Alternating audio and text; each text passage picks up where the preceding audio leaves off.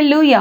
యేసే మనకు ఆశ్రయం అనే టీవీ కార్యక్రమాన్ని వీక్షిస్తున్న మీ అందరికీ నజరేయుడైన యేసుక్రీస్తు నామమున శుభములు. ఎలా ఉన్నారండి? దేవుడు తన రెక్కల చాటును మనల్ని భద్రపరిచి మరొక వారాన్ని మనకు అనుగ్రహించిన దేవాది దేవునికి సమస్తమైన మహిమ ఘనత ప్రభావాలు కలుగును గాక. ఈ యొక్క వారం కూడా ఆ గొప్ప దేవాది దేవుడు మనతో మాట్లాడాలని ఆశపడుతూ ఉన్నారండి. ముందుగా మన యొక్క హృదయాలను సిద్ధపరచుకుందాం, ప్రార్థన చేసుకుందాం. సర్వోన్నతుడా, సర్వాధికారి, సర్వశక్తిమంతుడా తండ్రి, నీ గొప్ప కృపా కాపుదల, నీ సన్నిధి తండ్రి, గత వారం అంతా కాచి కాపాడి నిలబెట్టిన దేవా, ఆశ్చర్యకరుడా, ఈ వారం తండ్రి ఎవరైతే నీ బిడ్డలైన వారు ఈ యొక్క కార్యక్రమాన్ని చూస్తున్నారో నాతో మాతో మా అందరితో నువ్వే మాట్లాడండి. ప్రతి ఒక్కరం నీ సన్నిధిని మేము అనుభవించాలి దేవా. నీ కృపలో మమ్మల్ని నిలబెట్టండి సర్వశక్తిమంతురా. నీ కార్యాన్ని జరిగించుకోనండి అయ్యా. ఆశ్చర్యకరుడా, అద్భుతకరుడా ప్రభా, ప్రతిదీ నీ యొక్క అధికారంలోనికి తీసుకొని నీ కృపలో నిలబెట్టి నువ్వు కార్యం జరిగించి నీ నామాన్ని మహిమపరచుకోనండి సర్వాధికారి. ఆశ్చర్యకరుడా, అద్భుతకరుడా తండ్రి, పరిశుద్ధాత్మదేవా, కేవలం నీ నామాన్ని మహిమపరచుకోనండి. నువ్వే సహాయంను దయచేయండి. నజరేయుడైన యేసుక్రీస్తు నామమున అడిగి వేడుకొంచున్నాము తండ్రి. Amen, amen, amen. ఈ వారం మన యొక్క వాక్య ప్రసంగ అంశంగా కీర్తనలు 112 కీర్తన 1వ వచనం. కీర్తనలు 112 కీర్తన 1వ వచనం. యెహోవాను స్తుతించుడి, యెహోవా యందు భయభక్తులు గలవారు ఆయన ఆజ్ఞలను బట్టి అధికముగా ఆనందించువాడు ధన్యుడు. మరొకసారి చదువుదామండి. కీర్తనలు 112 కీర్తన 1వ వచనం. యెహోవాను స్తుతించుడి, యెహోవా యందు భయభక్తులు గలవారు ఆయన ఆజ్ఞలను బట్టి అధికంగా ఆనందించువారు ధన్యుడు. ఈ వారం మన యొక్క వాక్య ప్రసంగ అంశం, దేవుని బట్టి నువ్వు ధైర్యం తెచ్చుకోవాలి. దేవుడిని బట్టి నేను ధైర్యం తెచ్చుకోవాలి. చాలాసార్లు ఈ లోకంలో మనము అనేకమైన వాటి గురించి భయపడతా ఉంటాం. కొన్నిసార్లు నేను ఈ పరిస్థితి గుండా నేను బయటకు రాలేనేమో, ఇంకా నాకు ఈ స్థితి రాదేమో, ఈ స్థితి ఇంకా నా జీవితాంతం ఉండిపోతుందేమో, నాకు సహాయం ఎవరు చేస్తారు, నాకు ఆదరణ ఎవరు కలిగిస్తారు, నన్ను ఎవరు ఈ యొక్క బాధ నుంచి కన్నీటి నుంచి బయటకు తీసుకొస్తారు అని అనుకుంటాం. ఎందుకు అంటే మనకి కొన్నిసార్లు ఆదరణ దొరక్క, కొన్నిసార్లు సహాయమును దొరక్క, కొన్నిసార్లు ఈ లోకానుసారమైన ఆ యొక్క అవసరతలు తీర్చబడక మనము ఆ విధంగా ఉంటాము. చాలాసార్లు ఎంతగానో డిసప్పాయింట్ అయిపోతూ ఉంటాం. కానీ మన జీవితంలో మనము నేర్చుకోవాల్సిన విషయం ఏంటో తెలుసా? మనము ఎప్పుడూ కూడా ప్రతిరోజు కూడా మనము దేవుణ్ణి బట్టి ధైర్యం తెచ్చుకోవాలి. నువ్వు ఒక మనిషిని ఆశ్రయించి ఇప్పటి వరకు ఎంతగానో డిసప్పాయింట్మెంట్ అయిపోయావేమో, ఎంతగానో బాధపడిపోతున్నావేమో. అయ్యో, నేను వాళ్ళని ఆశ్రయించాను, వారు నా స్థితి మారుస్తారు, వారు నాకు సహాయం చేస్తారు, వారు నా కుటుంబాన్ని చూస్తారు, నా పిల్లల్ని చూస్తారు, నా అనారోగ్యంలో నన్ను నిలబెడతారు, నాకు సహాయం చేస్తారు అని నువ్వు వారి గురించి నువ్వు అలా అనుకున్నావేమో.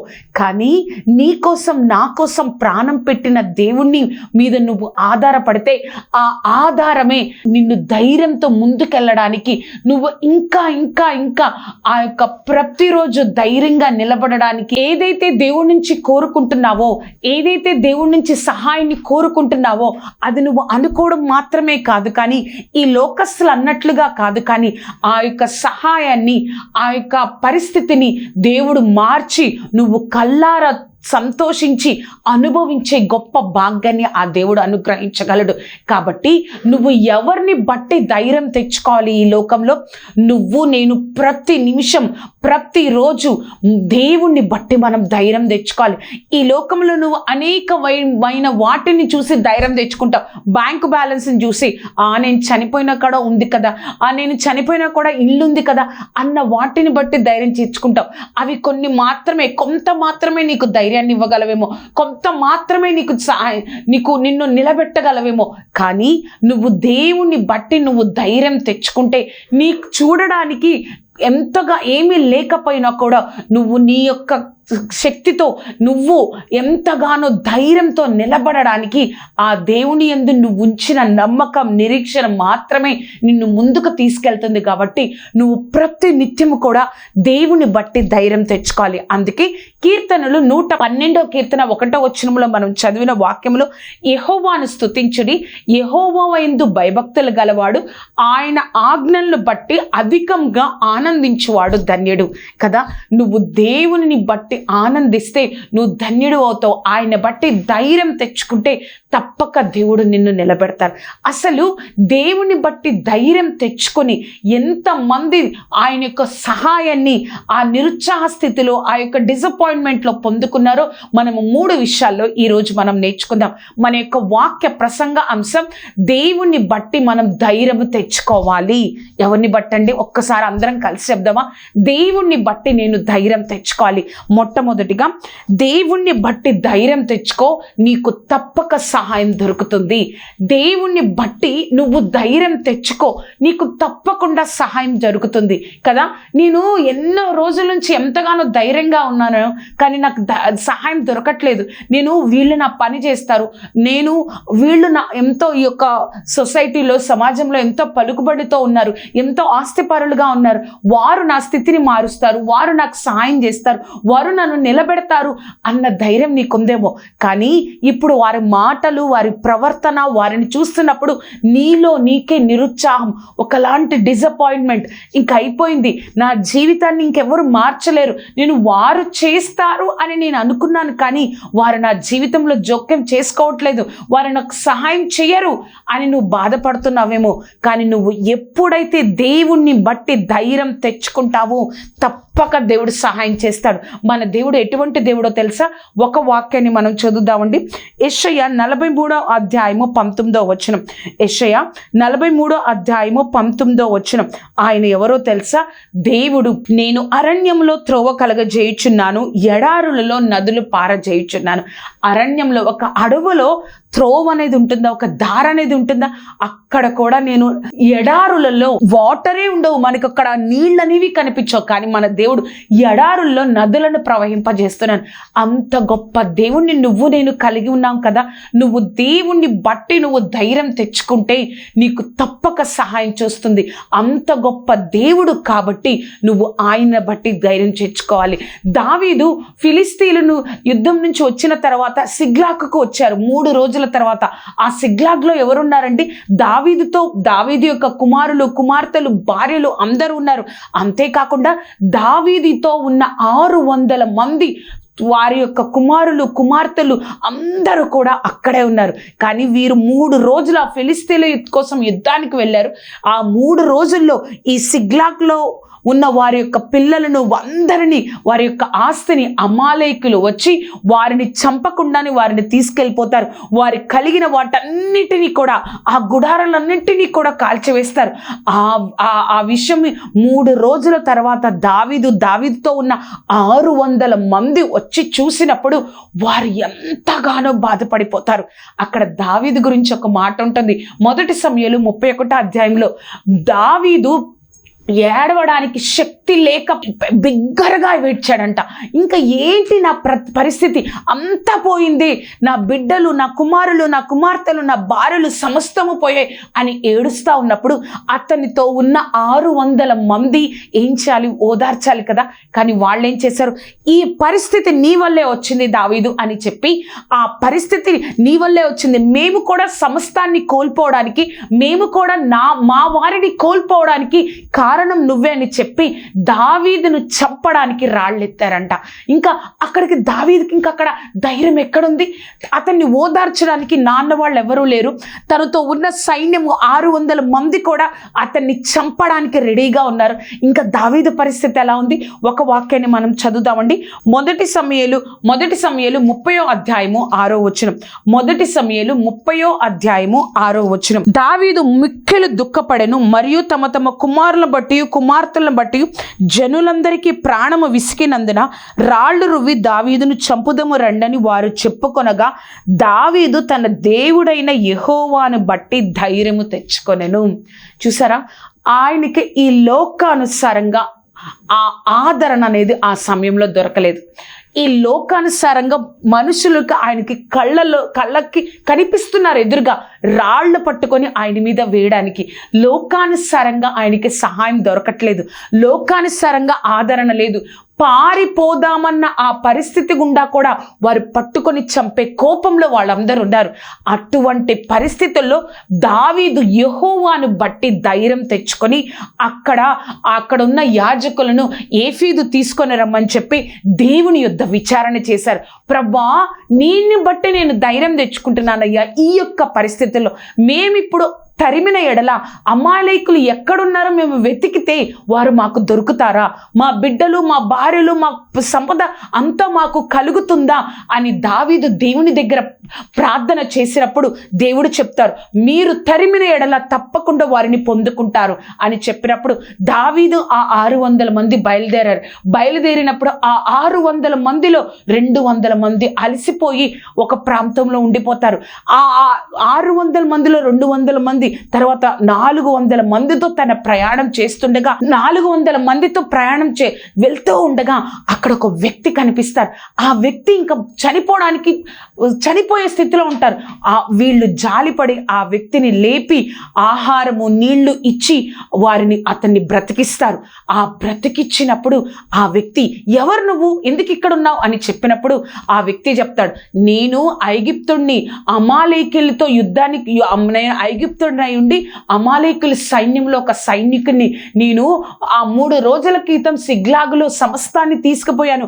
నేను బాగలేదని చెప్పి మా రాజు నన్ను ఇక్కడ వదిలేసి ఆ సైన్యాన్నంతా తీసుకొని వెళ్ళిపోయారు అని చెప్పినప్పుడు అప్పుడు దావీదు అడుగుతాడు, మేము మీకు సహాయం చేశాం కదా, నువ్వు మాకు సహాయం చేస్తావా? మా వారందరూ ఎక్కడున్నారో, ఆ సైన్యము ఆ యొక్క అమాలేకీలందరూ దోచుకున్న వాళ్ళందరూ ఎక్కడున్నారో మాకు సహాయం చేస్తా ఉంటే ఆ యొక్క వ్యక్తి అడుగుతాడు దావీదుని, నువ్వు నాకు ప్రమాణం చేస్తావా?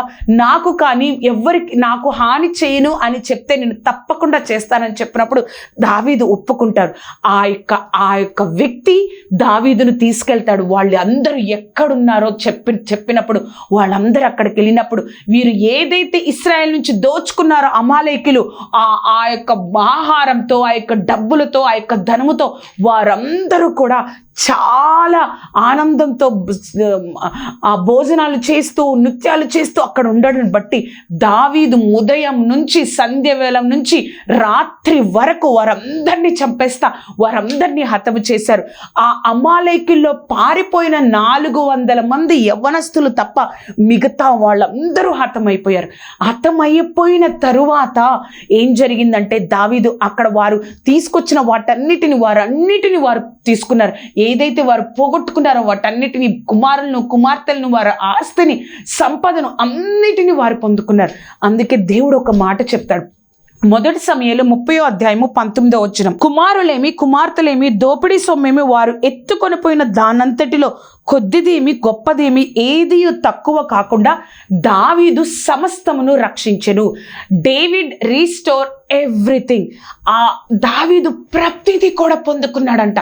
చూసారా, దావీదు అక్కడ దేవుని బట్టి ధైర్యాన్ని తెచ్చుకోకపోతే ఏమైపోయేవాడండి? ధైర్యాన్ని తెచ్చుకోకపోతే ఏమైపోయేది? అయ్యో, నా దగ్గర ఉన్న ప్రజలు నన్ను చంపడానికి చూస్తున్నారే, నాకు ఆదరణ ఇక్కడ ఏది లేదే అనుకోకుండా దేవుణ్ణి బట్టి దేవుడు నాకు సాయం చేస్తాడు. దేవుణ్ణి బట్టి ధైర్యాన్ని తెచ్చుకున్నాడు. ఏదైతే పోగొట్టుకున్నాడో సమస్తాన్ని, బైబిల్లో ఉంది కదండి, పోగొట్టుకున్నది కొద్దిదేమి గొప్పదేమి సమస్తాన్ని దావీదు రక్షించుకొనెను. ఎంత గొప్ప మాట కదా! అది దేవుడి వలనే పొందగలుగుతాం, అది దేవుడు సహాయం వలనే పొందగలుగుతాం కదా. దావీదు ఒక డిసప్పాయింట్మెంట్లో ఉన్నాడు, కానీ తర్వాత కొంత సమయానికే, కొన్ని గంటలకే అంతా ఎందుకు పొందుకోగలిగాడో తెలుసా? దేవుణ్ణి బట్టి ధైర్యాన్ని తెచ్చుకున్నాడు దావీదు. నా దేవుడు నాకు సహాయం చేస్తాడు. ఇక్కడ మనుషులందరూ నన్ను చంపాలని చూస్తున్నారు, నాకు ఆదరణ లేదు, నా కన్నీరు వస్తుంది, నా బిడ్డలు ఎలా ఉన్నారో, నా కుమార్తెలు ఎలా ఉన్నారో, నా యొక్క భార్యలు ఎలా ఉన్నారో, నా ఆస్తంతా పోయింది, ఏమీ లేదు, బూడిద కనిపిస్తుంది నా యొక్క ఇక్కడ డేరాల దగ్గర, ఏం జరుగుతుంది? కానీ దేవుణ్ణి బట్టి ధైర్యం తెచ్చుకున్నాడు. మన పరిస్థితులు కూడా కొన్నిసార్లు అలానే ఉంటాయి కదా. అంతా అయిపోయింది అనుకుంటావు, కానీ దేవుడు పోగొట్టుకున్న ప్రతి దానిని దావీదుకి ఎలా అనుగ్రహించాడో కొద్దిదేమి గొప్పదేమి ఏది తక్కువ కాకుండా దేవుడు సమస్తాన్ని దావీదుకి అనుగ్రహించాడో నీకు నాకు అనుగ్రహించగలిగిన గొప్ప దేవుడు. కానీ ఎప్పుడో తెలుసా, నువ్వు నేను దేవుణ్ణి బట్టి ధైర్యం పొందుకోవాలి. నువ్వు నేను దేవుణ్ణి బట్టి ధైర్యాన్ని పొందుకోవాలి. ప్రభా, నువ్వు సహాయం చేస్తావు, నా పరిస్థితులు ఎలా ఉన్నా కూడా నేను నిన్ను విడిచిపెట్టను, నేను నీ యందు నిన్ను బట్టి నేను ధైర్యం వహిస్తున్నాను ప్రభా అని నువ్వు ఎప్పుడైతే దావీదును లాగా ధైర్యాన్ని పొందుకుంటావో నీ నిరీక్షణను దేవుడు సిగ్గుపరచడు. మన యొక్క వాక్య ప్రసంగ అంశం దేవుని బట్టి నువ్వు ధైర్యం తెచ్చుకోవాలి. మొట్టమొదటిగా దావీదు గురించి చూసాం కదండి. రెండవదిగా మనం చూస్తే నీ పరిస్థితి నిన్ను ఎంత భయపెట్టినా దేవుణ్ణి బట్టి ధైర్యం తెచ్చుకో. నీ పరిస్థితులు కొన్నిసార్లు ఇప్పుడున్న పరిస్థితి కన్నా తర్వాత రేపు వచ్చే పరిస్థితి ఇంకా నిన్ను భయపెట్టచ్చు. కొన్నిసార్లు ఇప్పుడున్న పరిస్థితి అయ్యో నిన్నే బాగుంది అనుకుంటే రేపు బాగుంటుందిలే అనుకుంటే నిన్న బాగున్న పరిస్థితి కన్నా ఇంకా రెట్టింపుగా ఆ పరిస్థితి మన పరిస్థితులు మనల్ని భయపెట్టొచ్చు. కానీ నువ్వు నేను దేవుణ్ణి బట్టి ధైర్యం తెచ్చుకోవాలి. నువ్వు నేను దేవుణ్ణి బట్టి, నా దేవుణ్ణి బట్టి ధైర్యం తెచ్చుకోవాలి. హిజ్కియాకు అష్షూరు రాజు అయిన సెన్హెరీబు ఎంతగానో భయపడతాడు. ఏ విధంగా భయపెడతాడో తెలుసా అండి? ఒక వాక్యాన్ని మనం చదువుదాము. 2వ రాజులు 18వ అధ్యాయం 29 నుంచి 31.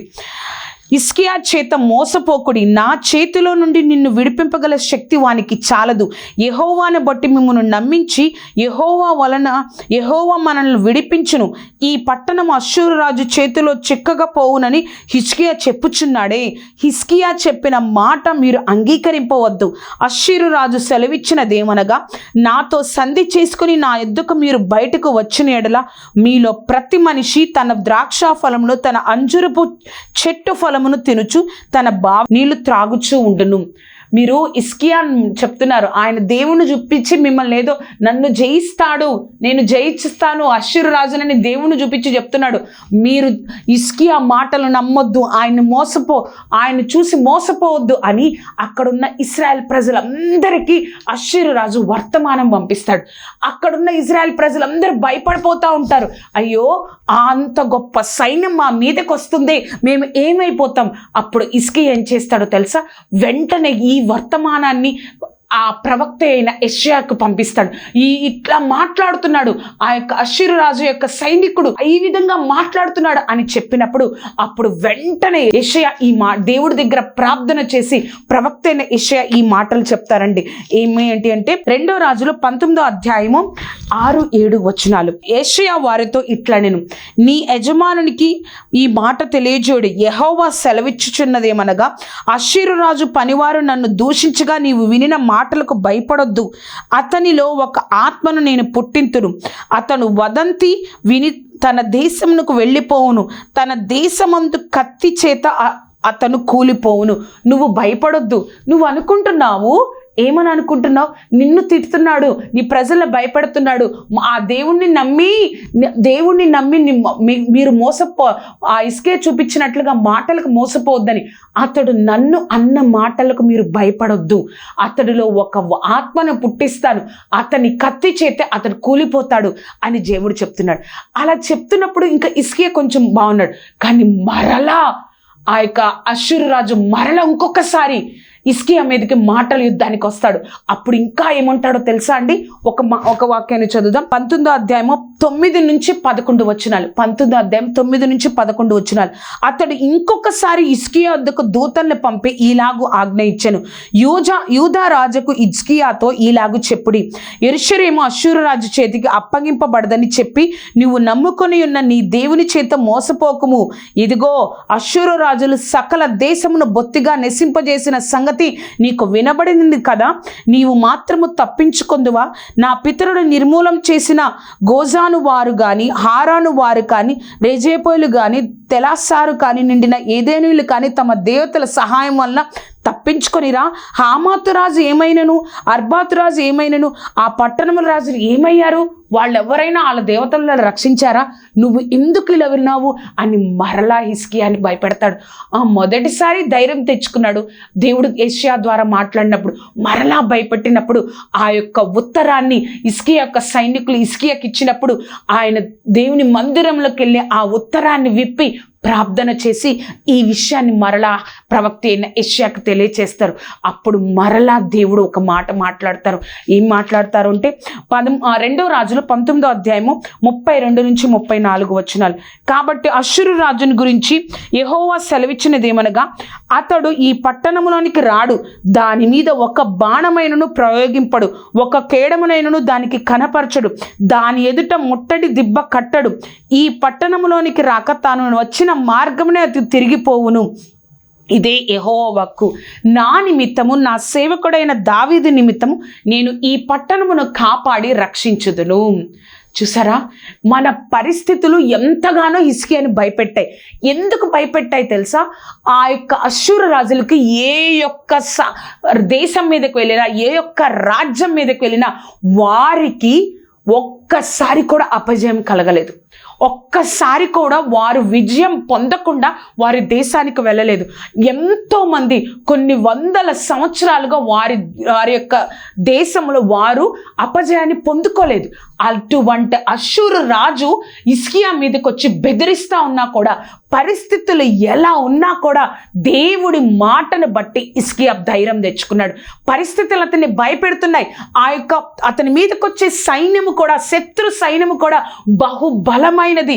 అపజయము లేని సైన్యం అతని మీదకి వస్తుంది.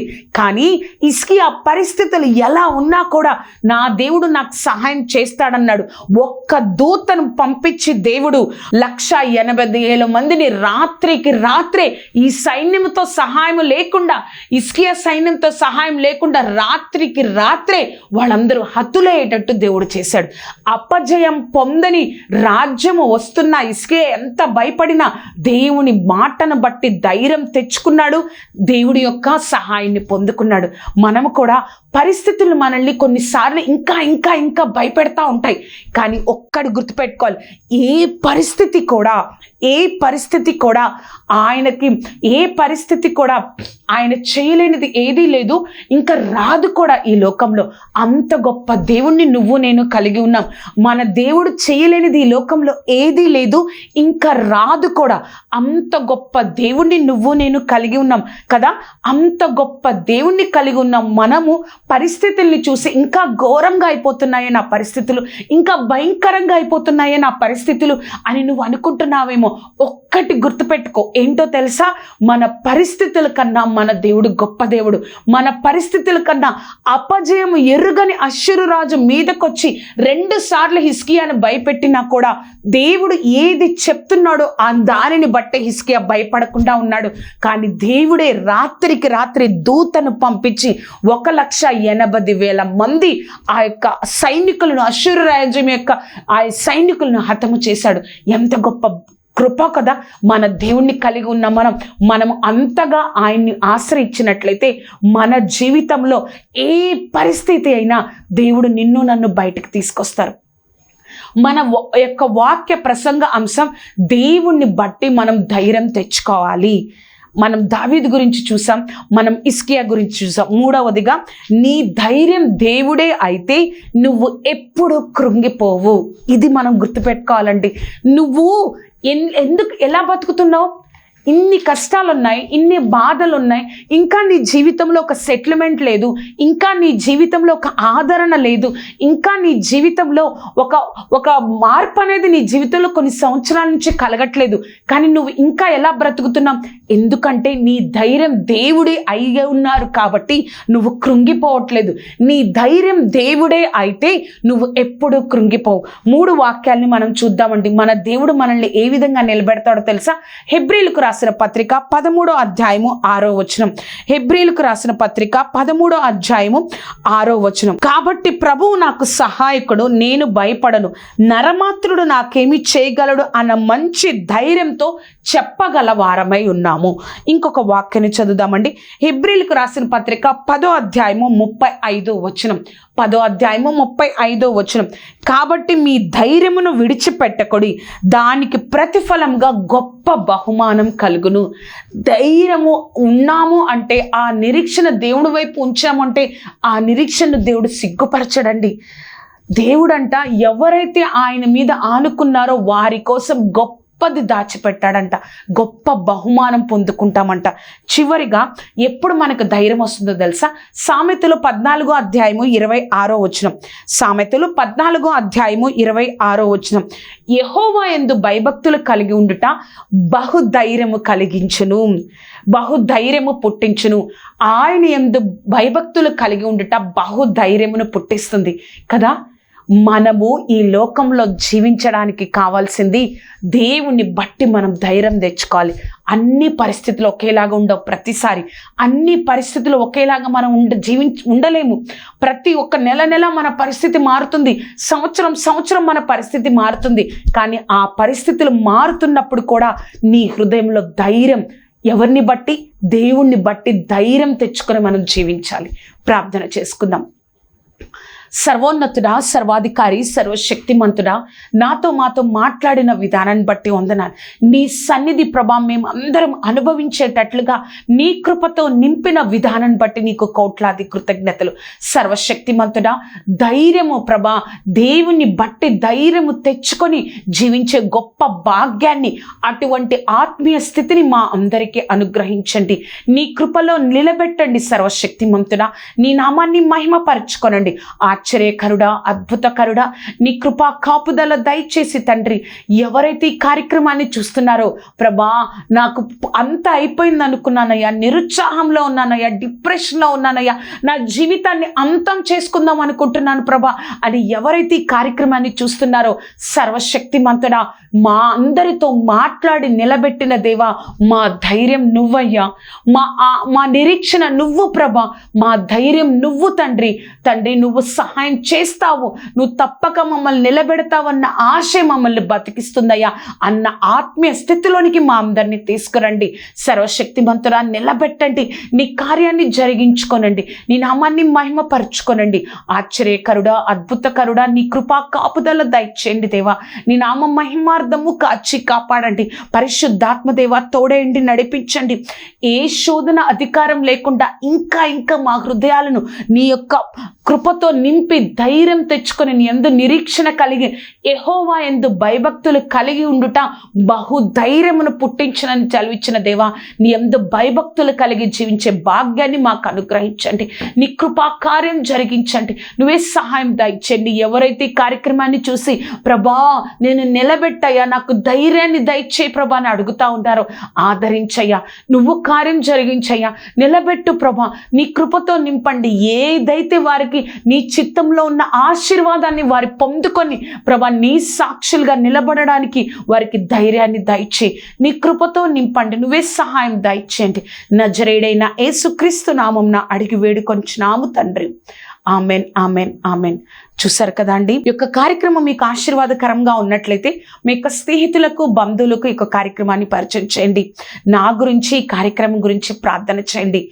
మనము దేవుని యందు భయభక్తులు కలిగి, పరిస్థితులు కాదు, ఆ యొక్క స్థితులు కాదు, తప్పక నా దేవుడు నాకు సహాయం చేస్తాడు, నా తల పైకెత్తుతాడు అన్న ధైర్యము నువ్వు నేను కలిగి ఈ లోకంలో ముందుకెళ్దాం.